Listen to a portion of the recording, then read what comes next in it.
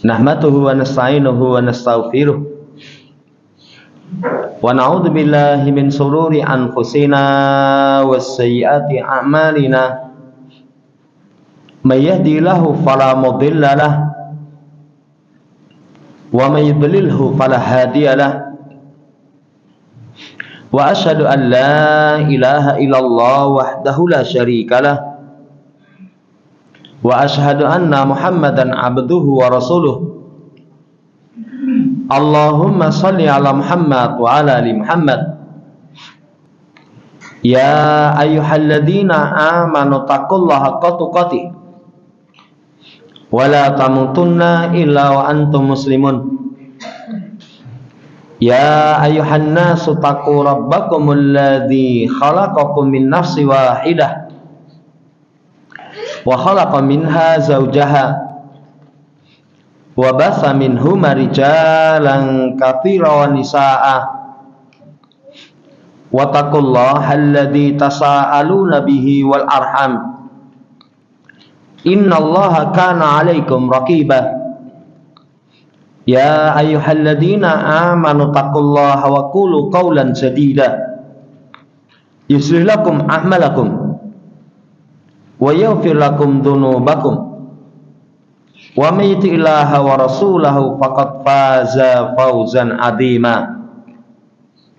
Amma ba'd, fa inna ashdaqal haditsi kitabullah wa khairal hadi hadi Muhammadin sallallahu alaihi wasallam wa syarrul umuri muhdatsatuha fa inna kulla muhdatsatin bid'ah wa kulla bid'atin dhalalah wa kulla dhalalatin finnar.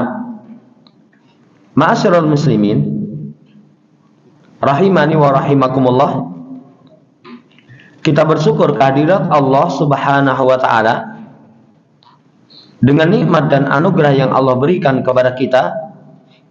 Sekalian kita masih bisa berkumpul melaksanakan kewajiban sholat subuh secara berjamaah, dilanjutkan mengkaji, mendalami agama kita, dinul Islam.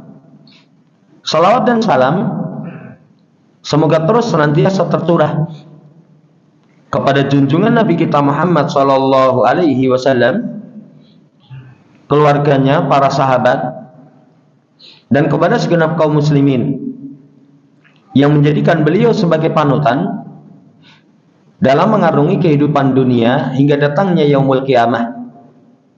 Ma'asyiral muslimin rahimani wa rahimakumullah, kesempatan pagi hari ini kita akan sampaikan pembahasan harta, jalan selamat dari fitnahnya.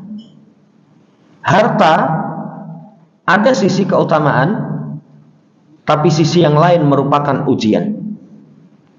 Salah satu keutamaan harta, para ulama berdasarkan surat An-Nisa ayat yang kelima, wala tu'tus sufaha'a amwalakumul lati ja'alallahu lakum qiyamah. Jangan kalian berikan harta kalian kepada seseorang yang belum mampu untuk mengatur harta, yang fungsi harta itu Allah jadikan bagi kalian qiyamah, penopang kemaslahatan hidup. Berdasarkan ayat ini, Bapak Ibu, keutamaan harta itu salah satunya wasilah untuk menggapai kehidupan yang baik. Seseorang tanpa harta sulit untuk bisa mendapatkan kehidupan yang baik. Makanya Nabi kita Muhammad sallallahu alaihi wasallam ketika beliau menyebutkan as-sa'adah, kebahagiaan, ketika seseorang memiliki 4 istri yang salihah, baitun wasi', rumah yang longgar, markabun hani, kendaraan yang nyaman, kemudian penghasilannya di negeri sendiri, itu kebahagiaan. Perhatikan 4 dari unsur kebahagiaan itu, 2-nya baitun wasi', markabun hani. Itu harta itu.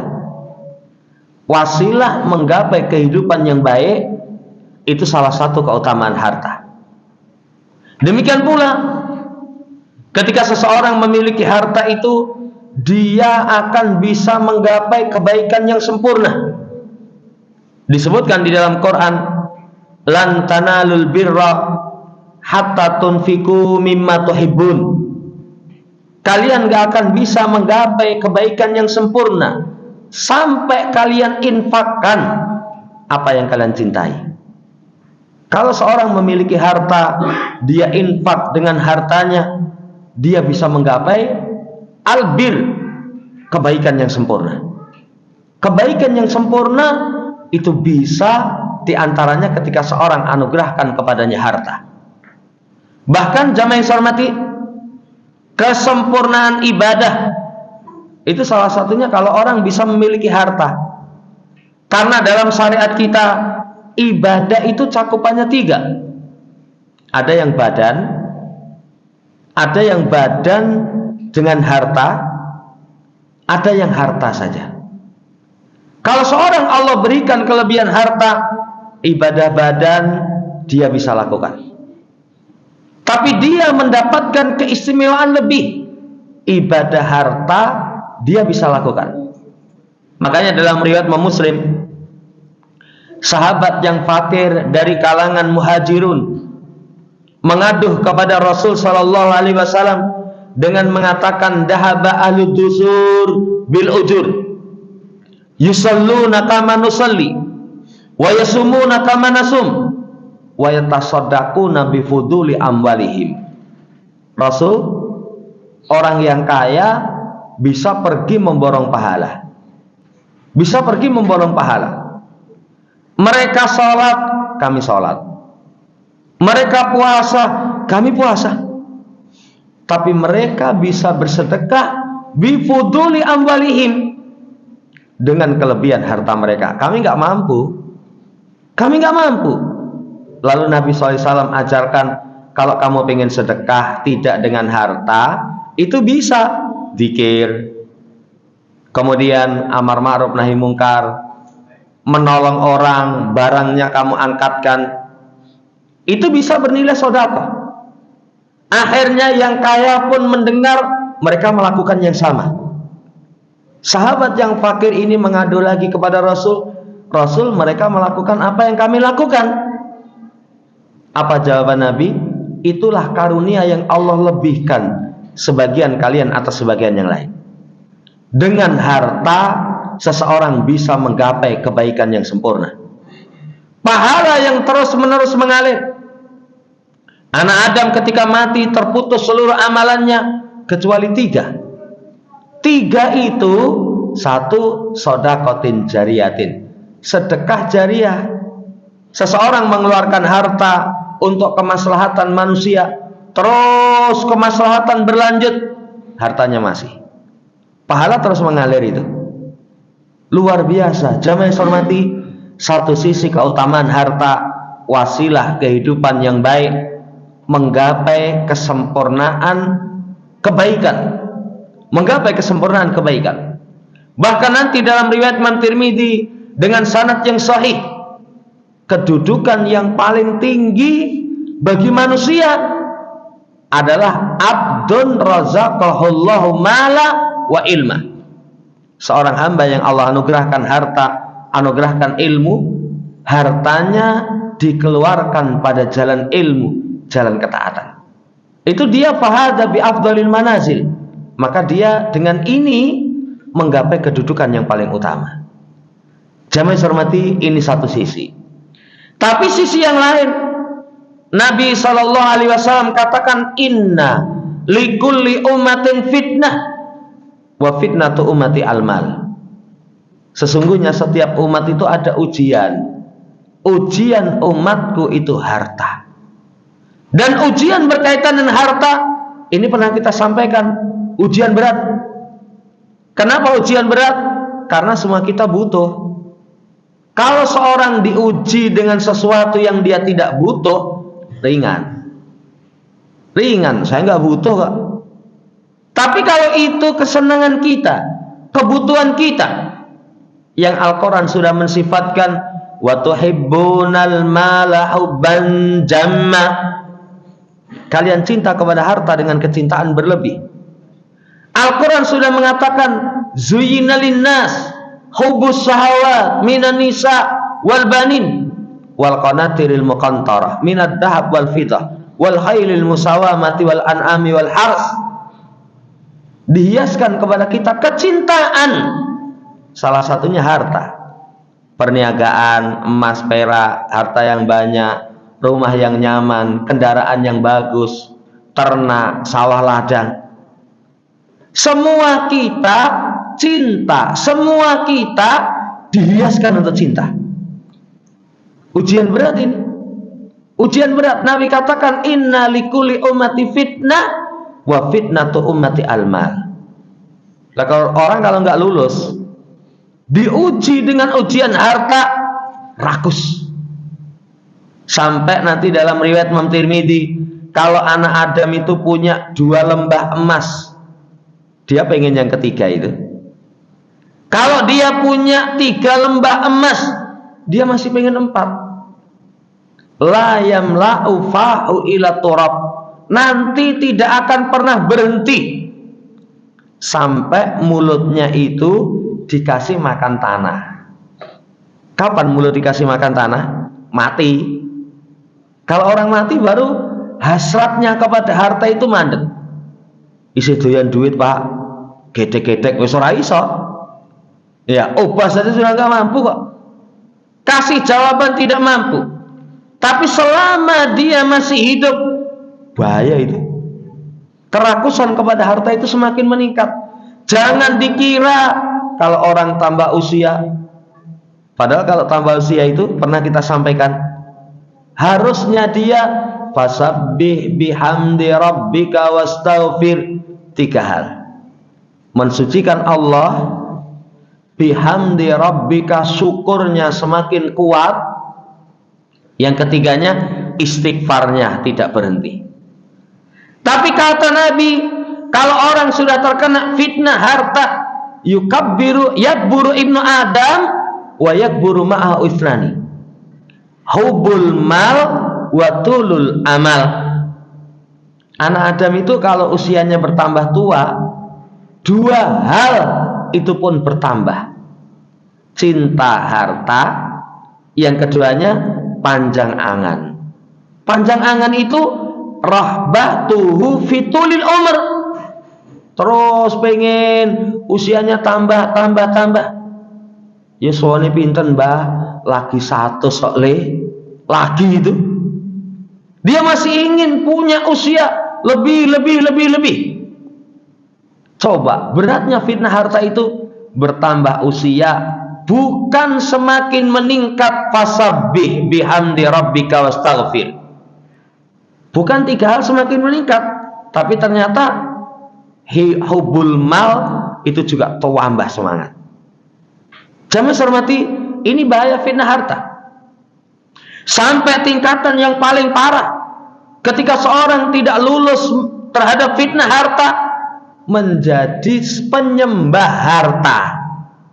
Yang ini As-Syaikh Utsaimin, termasuk beliau sebutkan kesirikan di masa sekarang paling dominan 4. Apa 4 kesirikan yang paling dominan itu? 1, syirik al-mahabbah. Seseorang cinta kepada selain Allah, kepada tokoh satu misal, yang kecintaan itu menjadikan dia buta. Akhirnya dengan kecintaan yang berlebih muncul fanatis, ta'assub, yang terkadang kecintaan berlebih mengalahkan cinta kepada Allah Subhanahu wa ta'ala. Beliau kasih contoh, cinta kepada Nabi itu bisa syirik. Kapan cinta kepada Nabi itu bisa syirik? Kalau cintanya kepada Rasul, mahabbatur Rasul, itu Allah, tandingan Allah Subhanahu wa ta'ala. Padahal kalau harusnya cinta kita kepada Rasul itu mahabbatun lillah, karena Allah. Tanda seseorang cintanya kepada Rasul itu tandingan kepada Allah. Boleh kasih contoh. ketika melakukan kedoliman diingatkan takut sama Allah, biasa dia. Tapi kalau diingatkan, oh kowe somben itu radiakoni umat Muhammad, gak dapat syafaat Nabi Muhammad, langsung merinding gemetar, langsung takut. Disebut nama Nabi, gemetar takut, saking cintanya. Nah, ini kesyirikan. Yang pertama mahabbah, yang kedua syirik berkaitan tentang pengagungan kepada tokoh. Beliau kasih contoh, seseorang ketika mengagungkan kepada tokoh, pengagungannya kepada tokoh mengalahkan pengagungan kepada Allah, dan itu perilaku musyrik. Makanya lihat nanti dalam kitab Tauhid, Asy-Syaikh Muhammad bin Abdul Wahab di akhir pembahasan membawakan ayat wa ma qadaruhu ya haqqa qadri. Mereka tidak mengagungkan Allah dengan sebesar-besar pengagungan. Dengan sebesar-besar pengagungan. Lah syirik pengagungan tokoh itu mungkin kepada amir, itu kata Syekh, atau kalau tempat kita kepada tokoh, kepada majikan, kepada bos, kasih perintah, tapi perintahnya berbarengan dengan waktu sholat.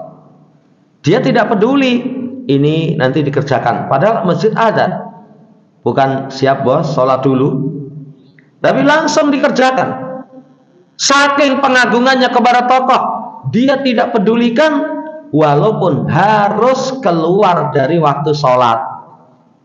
Selesai pekerjaan menjelang maghrib, belum sholat duhur, belum sholat asar, dia nggak pedulikan. Itu syirik dalam masalah pengagungan manusia. Yang ketiga syirik itu yang umum banyak di masa sekarang, syirik dengan pamer. Sedikit-sedikit dipamerkan. Dan ini pernah kita terangkan. Orang berkaitan dengan syirik berupa riya, wah mendominasi sekali di masa sekarang. Yang terakhirnya menyembah harta, yang sudah Nabi sebutkan di dalam riwayat Imam Bukhari, Ta'isa Abdud Dinar, Ta'isa Abdud Dirham, Ta'isa Abdul Hatifah, Ta'isa Abdul Hamisah, in utiya radiya wa in lam yu'tah sakhita. Kata Nabi, celaka budaknya dinar, dirham, sutra, beludru. Hamba dinar, dirham, sutra, beludru.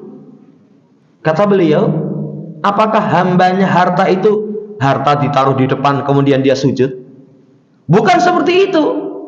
Tapi kapan seseorang semua itu hanya urusan harta, waktunya untuk harta, waktunya untuk harta, semua timbangannya hanya urusan harta, bangunnya untuk harta, sampai kalau tingkatan parah ibadah saja untuk harta itu. Kenapa kalau sholat duha ben dodolane dino iki laris, ben dodolane hari ini laris. Seseorang mengamalkan bacaan sholawat, wirid, yang saya pernah kasih contoh, ada orang kalau di bulan tertentu itu pokoknya moco kalimat ini, ya goni, ya goni, ya goni, 7.000 katanya, wes nanti setahun kamu nggak akan jatuh fakir. Semangat luar biasa itu. Kalau ibadah kok yang dia cari sekedar harta, dia nggak paham hakikat ibadah. Ibadah itu nggak bisa dinilai dengan duniawi. Kalau ibadah bisa dinilai dengan duniawi, nggak mungkin Nabi ucapkan rakaatal fajri khairum minad dunya wa ma fiha. 2 rakaat yang tadi kita kerjakan sebelum subuh, kata Nabi, lebih baik daripada minad dunya wa ma fiha, dunia dan seisinya. Berapa lama kita sholat 2 rakaat? Saya pernah kasih contoh, orang sholat 2 rakaat dengan tumakninah, dengan bacaan yang ringkes, paling pol 3 menit itu. 3 menit kok dibandingkan dengan dunia seisinya, masih lebih utama 3 menit. Karena ibadah nggak bisa dinilai dengan duniawi. Tapi fitnah berkaitan dengan harta, orang ibadahnya tujuannya dunia. Dan di dalam Quran celak. Ada misalkan di dalam surat Al-Baqarah, ada orang yang berdoa, Rabbana atina fid dunya hasanah wa malahu fil akhirati min nasib. Di akhirat nggak punya bagian. Kalau mintanya cuman, ya Allah, beri kepada kami dunia itu kebaikan. Yang diminta cuma dunia. Dan banyak para ulama mengkritik kita, menasihati kita. Fitnah dunia itu sampai doa kita. Itu kalau kita cek keseharian kita, apa yang kita minta? Kebanyakannya seputar duniawi. Ya Allah, kasih lapang rizki. Ya Allah, kasih kesehatan. Saudara yang saya hormati, padahal dibandingkan dengan kebaikan akhirat, akhirat itu khairu apakah? Makanya di surat yang tadi kita baca, Zuyyina linnas hubbu syahawat minan nisa wal banin wal qanatiril muqantarah minad dhahab wal fiddah wal khailil musawamati wal an'ami wal hars dzalika mata'ul hayatid dunya wallahu inda husnul ma'ab. Itu cuma kesenangan dunia. Di sisi Allah tempat kembali yang baik. Di sisi Allah tempat kembali yang baik. Bahayanya fitnah harta itu mengantarkan seseorang menyembah harta. Kalau sudah menyembah harta, syirik itu. Itu sudah terjadi kepada kesyirikan tanpa dia sadari. Tanpa dia sadari. Kalau sudah menyembah harta, amal-amal akhirat yang diharapkan rendah, cuman sekedar urusan-urusan duniawi. Yang diharapkan cuman urusan-urusan duniawi. Padahal dunia nggak bisa dibandingkan dengan ibadah. Nggak bisa dibandingkan dengan ibadah. Ibadah itu sangat luar biasa dibandingkan dengan urusan sekedar duniawi. Jamaah hormati, sisi yang kedua, harta itu fitnah. Lalu bagaimana jalan selamatnya? Karena memang ujian dengan apa yang kita butuh, kita cinta. Tadi sudah disampaikan berat. Para ulama menjelaskan kalau seorang pengen selamat dari fitnah harta, pertama perkuat doanya sama Allah Subhanahu wa taala. Kayak doa setelah tasyahud akhir, wa min fitnatil mahya wal mamat wa min fitnatil masih dajjal. Ya Allah, aku berlindung kepadamu dari fitnah hidup. Fitnah hidup ini sama penjelasan para alim ulama seperti Ibnu Utsaimin dalam Syarhul Mumti'. Beliau terangkan fitnah hidup itu dua, syahwat, subuhat. Syahwat itu yang diserang, itu sisi keinginan-keinginan. Subuhat itu yang diserang, ya, itu berkaitan dengan keyakinan. Kalau subuhat obatnya ilmu dan keyakinan, kalau syahwat obatnya sabar. Perkuat dengan doa kepada Allah Subhanahu wa taala. Perkuat permintaan kepada kita kepada Allah. Allahumma inni as'aluka ilman nafi'a wa rizqan thayyiban wa amalan mutaqabbala. Ya Allah, berikan kepadaku ilmu yang bermanfaat, amal yang diterima. Salah satunya rizqan thayyiban. Ya Allah, kasih rezeki yang baik. Rezeki yang baik itu rezeki penopang kemaslahatan agama. Itu rezeki yang baik.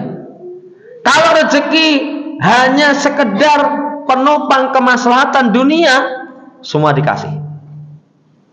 Kalau penopang kemaslahatan dunia itu untuk makan, minum, kebutuhan, semua dikasih itu. Orang kafir dikasih.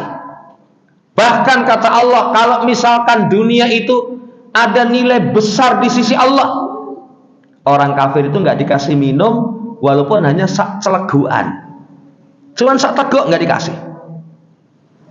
Rezeki yang baik kita minta sama Allah Subhanahu Wa Taala, rizqan thayyibah, penopang kemaslahatan agama. Kalau seorang pengen selamat dari fitnah dunia, minta sama Allah. Termasuk tuntunan Nabi SAW supaya kita berdoa, Allahumma inni a'udzubika minal ajzi wal kasali wal buhli wal harami wal jubn. Ya Allah, aku berlindung kepadamu dari ajz, kelemahan, lemah penghalang ketaatan karena nggak mampu. Yang kedua al-kasal, malas. Apa bedanya ajz dengan malas? Kalau ajis nggak punya kemampuan, tapi kalau malas punya kemampuan tapi malas, penghalang kebaikan. Kemudian haram usia tua nggak bisa ditipu, penghalang kebaikan. Makanya dzikir pagi dzikir sore itu kita berlindung dari su'il kibar, keburukan usia tua, karena penghalang kebaikan. Yang keempatnya dari bakhil. Yang kelimanya dari jiwa penakut. Nabi tuntunkan berlindung dari kebakhilan. Kalau seorang mampu dijaga dari bakhil, wa may yuqasuhan nafsihi faulaika humul muflihun. Ya.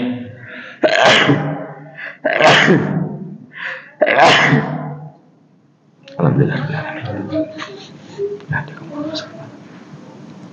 Siapa yang dijaga dari kebakhilan dirinya, maka mereka itulah orang yang beruntung.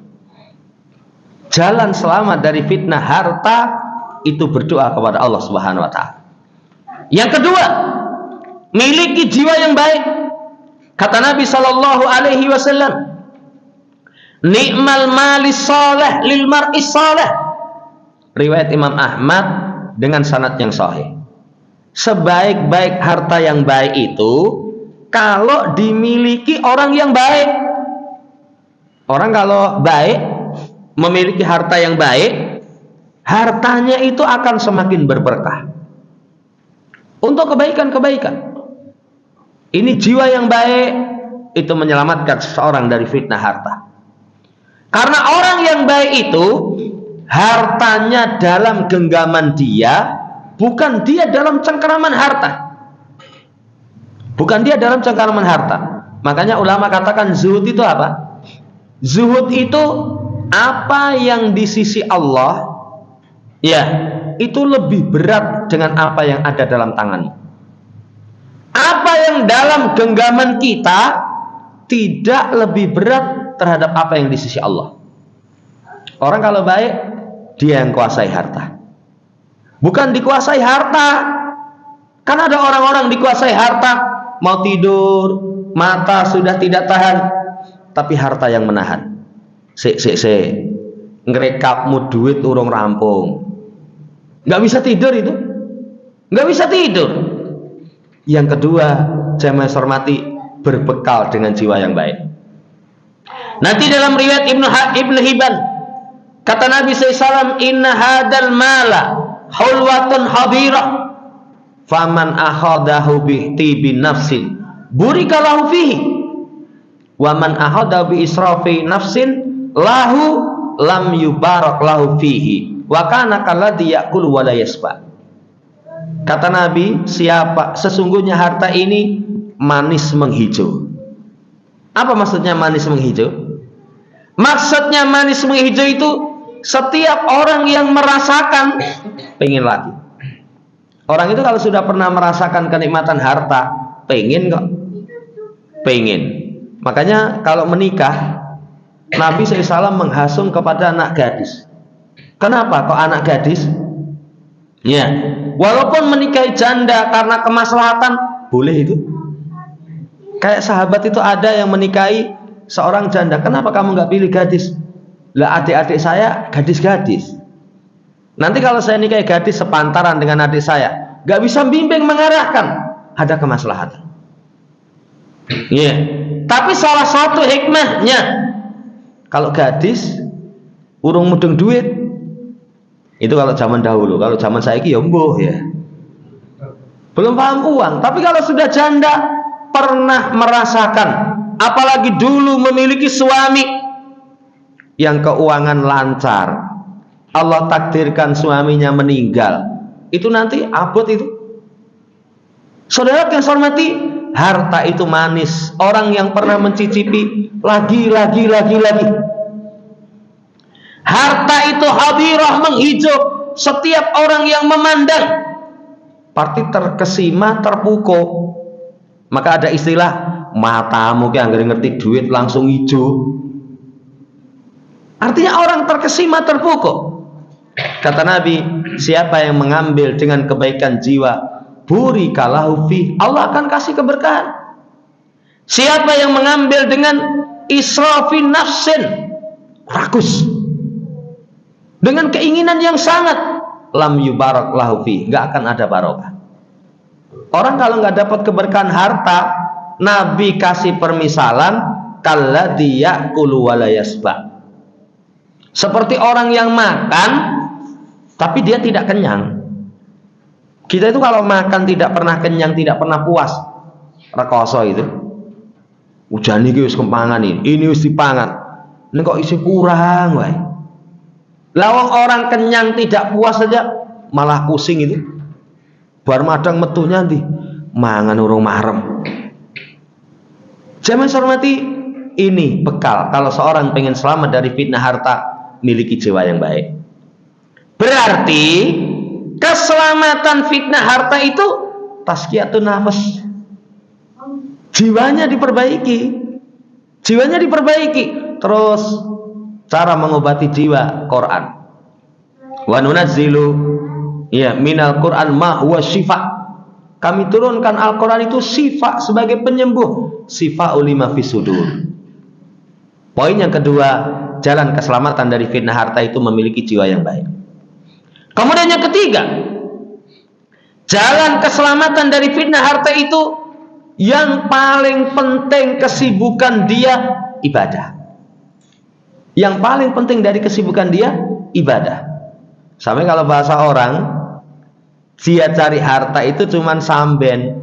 Sambennya nopo mas? Kalau sebagian orang membahasakan, dia cari harta itu nunggu sholat. Kita habis subuh, ya ngopoi nganggur itu bertebaran di muka bumi, nunggu sholat duhur. Setelah sholat duhur, sampai dalam ayat selesai sehari sholat Jumat, idza qudiyati sholat fantasiru, bertebaran menunggu sholat. Tapi kesibukan paling penting itu ibadah kepada Allah Subhanahu wa taala. Dalam riwayat Imam Tirmidzi yang menunjukkan jalan keselamatan dari fitnah harta itu sibuk ibadah. Kata Allah, man kanatil akhiratu hamma jama'allahu lahu syamlah wa ja'ala ginahu fi qalbihi wa tahdu dunya wa hiya raghimah. Siapa yang akhirat itu hammahu. Hammahu itu kata para ulama ahammu ma yuzhiluhu wa kanat hiya qasdu fi amali wa hayatihi. Siapa yang akhiratnya itu sepenting-penting kesibukan dia. Jadi sibuknya paling penting akhirat. Tujuan amalan dia, kehidupan dia akhirat. Balasan pertama, jama'allahu syamlah. Allah akan satukan urusan. Disatukan urusan itu, yuyassirullahu lahu umurahu wa ja'ala hayatahu munaddamah. Urusan disatukan itu urusan Allah kasih kemudahan. Orang hidup semua memiliki masalah, semua memiliki urusan, tapi bedanya orang kalau sibuk dengan ketaatan, Allah yang akan mudahkan urusannya. Lalu kita itu kalau hidup yang orang katakan sawang sinawang. Saya kapan itu lihat ada orang itu kalau statusnya itu wah pit-pitan, sampai tempat tertentu pitit diangkat itu, wah tersenyum bahagia. Saya mendelok uripe penak men gitu. Besoknya lagi status makan di pinggir pantai. Besoknya lagi status jalan-jalan di gunung. Alam yang indah. Wah, jadi penyair itu. Saya iseng-iseng, Mas, saya jadi pengen kayak kamu itu, cuman sayangnya nggak ada waktu. Nggak ada waktu. Apa kata dia? Orang memandang saya bahagia itu yang saya harapkan. Janjane pikiran saya itu bunek katanya. Jadi ternyata dia melakukan seperti itu untuk menutupi bunek. Semua kita punya urusan. Tapi kalau orang sibuknya dengan akhirat, jama'allahu syamlah. Urusannya dimudahkan, kehidupannya teratur. Yang kedua, dijadikan kaya dalam hatinya, qanaah. Mana kebahagiaan yang melebihi sifat qanaah? Gak ada. Orang kalau diberikan qanaah, Masya Allah. Ya, keberuntungan itu termasuk wa qana'ahu bima atah. Ketika seorang merasa cukup terhadap apa yang Allah datangkan. Yang ketiganya, dunia datang dipaksa. Dunia datang dipaksa kalau cita-citanya akhirat. Tapi kalau orang kesibukannya cuma dunia, nanti urusannya kacau. Yang urusan kacau itu sampai dimisalkan dalam hadis, idza syika fala intakasa, fala intasaka. Kalau dia tertusuk duri, dia nggak bisa mengeluarkan. Padahal kalau duri itu berapa besar sih? Sak jempol, kui paku. Duri itu cuman kecil. Tapi kecil seperti itu urusan kacau. Kalau orang sibuknya dengan urusan dunia, urusannya kacau, dijadikan ya jamaah yang saya hormati senantiasa kurang, nggak pernah merasa cukup. Kemudian dunia datang hanya sekedar jatah. Yang ketiga, jalan keselamatan dari fitnah harta itu sibukkan dengan urusan akhirat. Sibukkan dengan urusan akhirat. Nanti tiga ini Allah akan berikan kepada kita. Kemudian yang keempat, jalan selamat dari fitnah harta itu renungkan. Harta itu nikmatun minallah, amanatun fi yadil insan, mas'uliyatun min aina iktasaba wa fima anfaqahu. Hakikat harta itu tiga. Satu sisi nikmat. Orang kalau punya harta ya nikmat. Ya, yang lain misalkan sakit, kesulitan untuk berobat. Dengan harta dia bisa berobat. Yang lain ketika mau makan bingung. Kenapa ibu nggak jadi belonjo? Bingung lah ngecake. Iya, harta cuman segitu, mau beli ini nggak dapat. Mau beli ini, ya bumbunya, nanti misalkan lauknya malah nggak dapat. Tapi kalau orang memiliki kelebihan nikmat, satu sisi harta itu kenikmatan. Yang kedua, ingat amanatun fi yadil insan. Kata para ulama, harta itu amanah. Dan di akhirat Allah akan mintai tanggung jawab dua hal. Kalau yang lain umur diisi dengan apa? Masa muda dihabiskan untuk apa? Ilmu diamalkan atau belum? Satu-satu pertanyaan. Tapi harta min aina iktasaba wa fima anfaqahu. Dari mana kamu dapat? Kalau dapatnya itu dari korupsi, wah, saudara koso itu. Dari mana kamu dapat? Korupsi. Dari mana kamu dapat? Ngapusi wong. Itu sudah berat. Apalagi kemudian diinfakkan di jalan kemaksiatan. Sudah hasil korupsi, tinggu zina. Ya, tinggu zina. Sudah hasil korupsi, dipakai minum-minuman keras. Sudah hasil korupsi misalkan dipakai untuk kesyirikan pun. Orang kalau sudah seperti itu berat. Jalan selamat merenungkan hakikat harta. Ini poinnya keempat. Poinnya kelima, jamaah hormati, membaca kisah orang-orang yang mewah di dalam Quran, di dalam hadis, atau di sekitar kita. Sekitar kita itu kalau orang memiliki harta yang hartanya itu tidak dipergunakan sebaik-baiknya, kita akan tahu kehidupan mereka itu kehidupan yang tidak merasakan kebahagiaan. Lihat dalam Quran, mulai dari kaum Nabi Nuh alaihissalam sampai Nabi kita Muhammad SAW. Siapa penentang utusan Rasul pertama kali? Itu disebutkan di dalam Quran. Qala mutrafuha.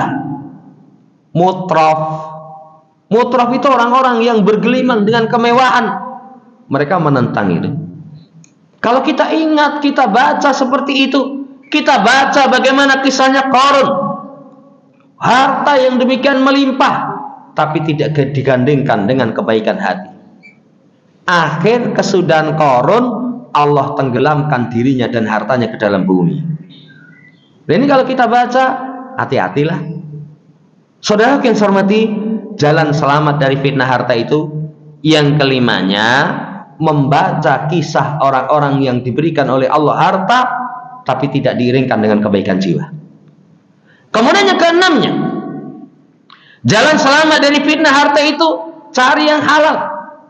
Walaupun fitnah akhir zaman, ya'ti 'alan nasi zamanun la yubalil mar'u ma ahada minhu aminal halal aminal haram. Dalam hadis yang sahih, akan datang satu zaman bagi manusia yang orang itu tidak mempedulikan dari mana dia mengambil harta, dari halal atau dia haram, nggak peduli. Si penting oleh, ya sepenting oleh. Apalagi kalau ada bisikan syaitan, golek sing haram rekosone kaya ngene mas, apa meneh golek sing halal. Apa itu mungkin keluar dari lisan orang yang beriman? Kalau orang yang beriman yakin, wa ma min dabatin fil ardi illa Allah li rizquha. Kalau orang yang beriman yakin, tidak ada satu binatang melata pun di muka bumi kecuali rizkinya di atas tanggungan Allah. Kan kita sudah pernah mendengar hadis Nabi SAW ketika dalam kandungan usia 120 hari, 40 hari yang ketiga, itu bikat birizki, rezekinya sudah ditulis. Sudah ditulis. Kewajiban kita cuman berusaha. Kayak yang Nabi contohkan seperti burung, lau kuntum tawakkaluna haqqa tawakkuli la ruzqtum kama turzaqut tayr taghdu himasa wa taruhu bitana. Kalau kalian tawakal kepada Allah dengan sebenar-benar tawakal, kalian dikasih rizki sebagaimana burung. Burung itu keluar dalam kondisi lapar, pulang sore dalam kondisi kenyang. Burung itu Allah kasih 3, sayap, ceker, tutul, paruh. Terbang ke sana, terbang kemari. Walaupun mau makan padi itu, sekarang pari ini kayak jaring kabeh itu. Ya, kalau nggak dikasih jaring, kadang dikasih wong-wongan. Ya, walaupun lama-lama burungnya ya hafal. Kayak wong ora mulih-mulih gitu. Iya. Walaupun seperti itu, tapi yakin, mau berikhtiar. Yang penting usaha yang halal.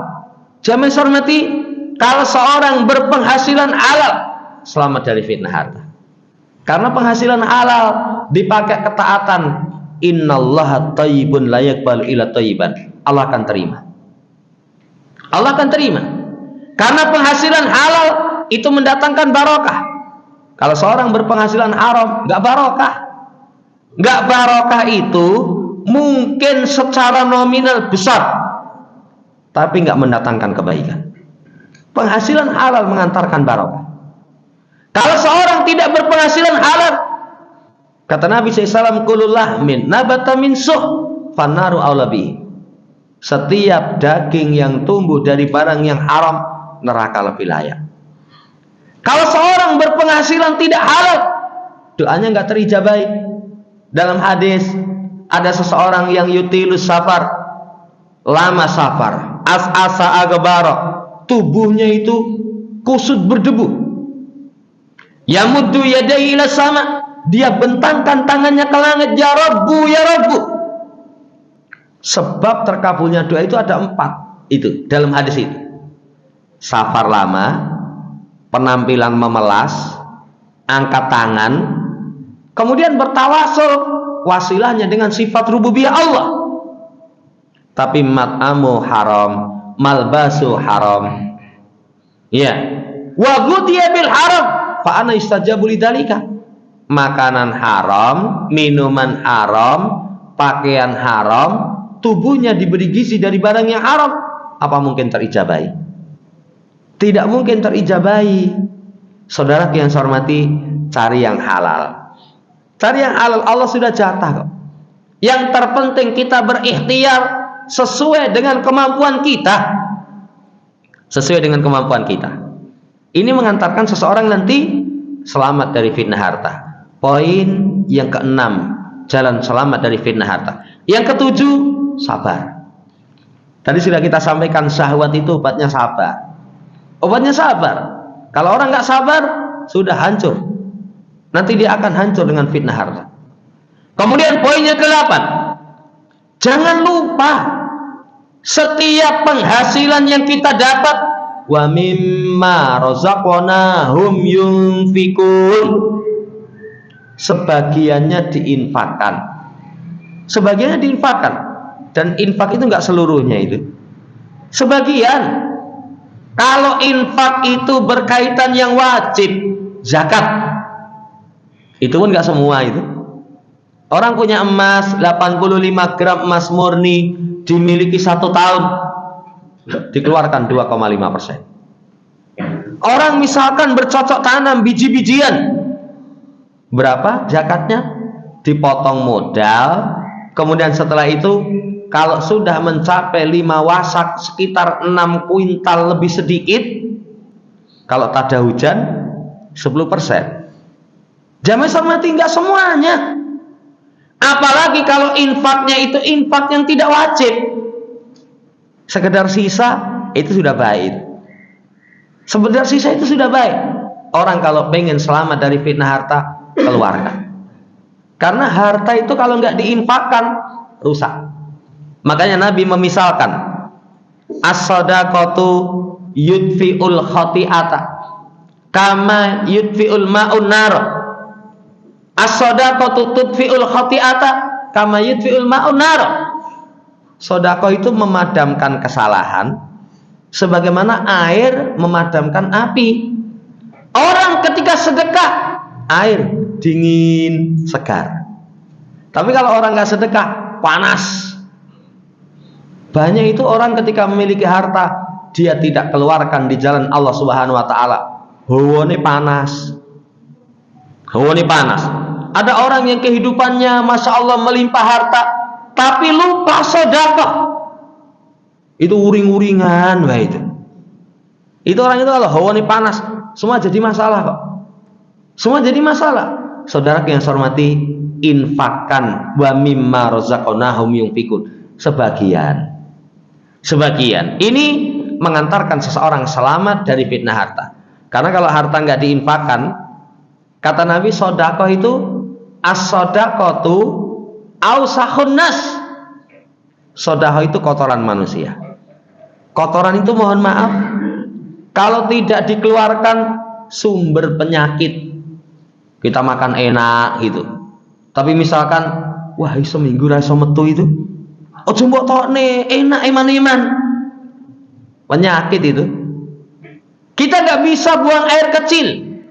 Kemarin ada jamaah 3 hari 3 malam nggak bisa pipis, opnam. Lu jangankan kok kayak gitu, angin kentutnya saja nggak bisa keluar. Orang kalau selesai operasi katanya, gimana, sudah pindah bangsal belum? Lah ngopo urung ngentut. Coba ya, Nabi misalkan as-sadaqah itu ausahun nas. Kalau orang tidak keluarkan, nanti akan mengendap kerusakan-kerusakan dalam tubuhnya. Nah ini berupaya untuk mengeluarkan semampunya. Sampai para ulama itu, mereka semangatnya untuk bersedekah. Ada makanan yang tersisa tidak bisa dimakan, jemur, taruh luar, nanti biar dimakan burung. Sampai ada nanti biar dimakan semut. Itu mereka contohkan. Itu menunjukkan kalau seorang pengen selamat dari fitnah harta, jangan lupa ada yang harus kita keluarkan dari harta kita. Yang ke-9 terakhir, Bapak Ibu, jalan keselamatan dari fitnah harta itu husnul tadbir, kebagusan dalam memanage keuangan. Kalau dalam syariat wala tubaddir tabdira, kalau dalam syariat walladzina idza anfaqu lam yusrifu wa lam yakturu wa kana baina dzalika qawam. Kebagusan dalam mengatur keuangan itu, 1, jangan tabdir. Yang kedua, jangan israf. Yang ketiga, jangan walam yakturu, bakhil. Itu kebagusan berkaitan dengan mengatur keuangan. Kalau seorang mengatur keuangan, 1, tabdir. Apa itu tabdir? Wad'ul amwal fi ghairi mahalliha wa fi ghairi jihatin naf'i. Dia letakkan harta bukan pada tempatnya, bukan pada tempat yang bermanfaat. Itu sudah. Kalau bahasa saya pernah sampaikan, orang harus tahu kebutuhan dengan keinginan. Kebutuhan dengan keinginan. Lah kebutuhan itu apa? Kalau kebutuhan orang sekarang itu ya 5. Sandang, pangan, papan, kendaraan, 1 nih SPP. SPP itu kebutuhan itu ternyata. Loh banyak juga kok setiap bulan itu. Betapa banyak saya lihat status-status itu. Ya, ora gur piknik tok, iki wis tanggal 24, SPP ini ndang dibayar. Loh, ada orang kadang dia punya harta itu tabdir. Biaya SPP ini urung bayar malah piknik. Loh, iki piye ta ini? Itu namanya tidak bisa membedakan antara keinginan dengan kebutuhan. Keinginan itu kalau kebutuhan kecukup. Tapi kalau orang mengedepankan keinginan, kebutuhan terkesampingkan, nanti dia nggak akan selamat dari fitnah harta. Saya pernah kasih contoh, orang suka mancing boleh, tapi kalau mancing itu mengalahkan kebutuhan nggak boleh. Wih, walasane gue regane piro, Le? Wah, ini walasane ini bahannya dari karbon. Ini walasane loh 4 juta ini. Tuh alasan pancing 4 juta itu. Padahal pancing itu kadang pakai bambu saja, kalau memang rezekinya dapat itu. Orang suka pelihara burung boleh, tapi kalau kebutuhan belum tercukupi, wah saya pengen punya murai itu sing blorok, ya. Dan itu regane kisaran berapa? Wah itu juara ya. Ini 50 juta, 50 juta itu. Itu orang tidak bisa memanage keuangan dengan baik. Itu nanti rusak. Dia nggak akan selamat dari fitnah harta. Yang pertama tabdir. Yang kedua israf. Israf itu mengeluarkan harta berkaitan dengan kebutuhan tapi melampaui batas. Melampaui batas. Kebutuhan kendaraan boleh, itu butuh. Tapi kalau kebutuhan kendaraan melampaui batas, saumah berapa orang yang butuh kendaraan? 2. Lah motore piro? 7. Lu saya itu kolektor kok. Harganya mahal, tapi tidak ada kemanfaatan. Sementara kebutuhan belum tercukupi. Itu namanya israf. Itu namanya israf. Ya, zaman hormati jangan israf. Kebutuhan kita itu makan. Tapi kalau orang makan tidak menimbang. Orang makan itu berapa penghasilan kamu sebulannya? Oh, penghasilan saya sekian. Kalau penghasilan sebulan 1 juta, makannya jangan 1 juta. Nanti kalau makannya 1 juta, seperti orang tua dahulu katakan, ora obah, ora mamah. Jadi kalau nggak nyambut gawe, ki mangane praisik. Kenapa? Dapat penghasilan sehari entek sedina kok. Itu namanya israf. Apalagi sampai ketika kebutuhan itu melebihi dari pemasukan. Penghasilannya sehari 20.000, pengeluarannya misalkan gomangan itu berapa? 50.000. Lah tomboy dari mana? Nanti nggak bisa memanage keuangan, itu rusak. Yang kedua israf. Yang ketiga bakhil. Orang yang bijaksana, ketika penghasilan dia itu bisa dia atur. Oh, 10.000 penghasilannya, makan 1.000. Untuk kalau orang katakan iki nggo kemasyarakatan 1.000, ini untuk biaya sekolah 1.000, ini untuk simpanan 1.000, misalkan, pintar mengatur, itu nanti akan mengantarkan selamat dari fitnah harta. Husnul tadbir. 3 ini yang diperhatikan. 3 ini diperhatikan. Jangan takdir, jangan israf, jangan bakhil. Saudara yang saya hormati, itu yang bisa kita sampaikan berkaitan dengan harta. Jalan selamat dari fitnahnya seperti itu. Semoga Allah Subhanahu wa taala anugerahkan kepada kita rizki yang baik sehingga kita selamat dari fitnah harta dunia dan akhirat. Allahumma amin. Subhanakallahumma rabbana bihamdika asyhadu an la ilaha illa anta astaghfiruka wa atubu ilaik. Assalamualaikum warahmatullahi wabarakatuh.